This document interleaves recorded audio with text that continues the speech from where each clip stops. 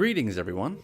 Okay, so today I'm continuing my Pokemon series with Mudkip. And as for this generation, I know that it is a very popular one, especially when it comes to the starters.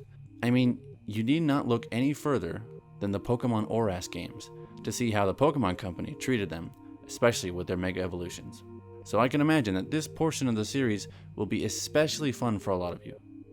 And I know I'm having a lot of fun. Alright, so allow me to explain my reasoning for its design here.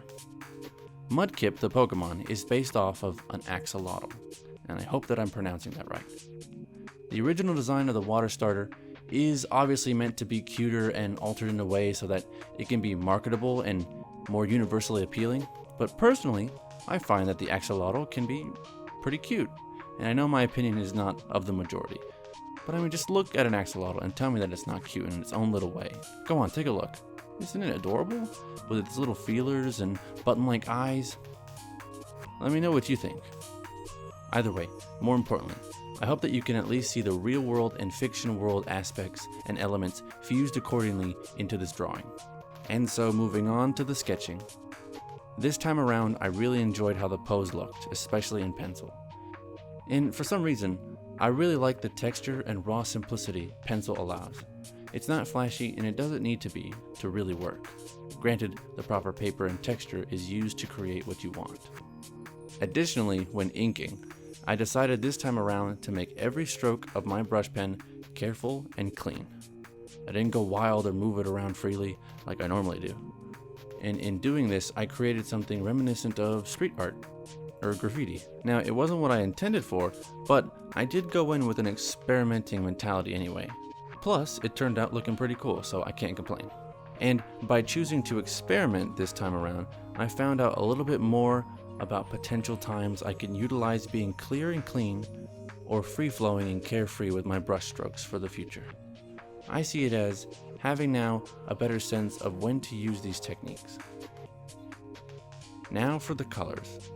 I made sure to test out the types of colors I wanted beforehand. I know I wanted a light, middle, and dark tone, and though Mudkip is primarily blue, excluding the orange on its cheeks, I ended up even adding some violet to the darkest parts of the drawing, laying it down with some cross-hatching here and there. And I did this because violet tends to be the darkest hue on the natural color scale, and I did this to express depth, and I like how it turned out. Now in closing, I just want to say, I've really been enjoying this Pokemon series, and I want to thank you all so much for watching. I think having the past 2 weeks to take a break from the Pokemon drawings and doing something else really helped me get back into the groove of drawing Pokemon. And I really enjoy doing this, now more than I did, say, 2 weeks ago. I got to come up with some really cool looking designs for the other starters, a refreshing start, and I'm excited to share those with you. So please stay tuned.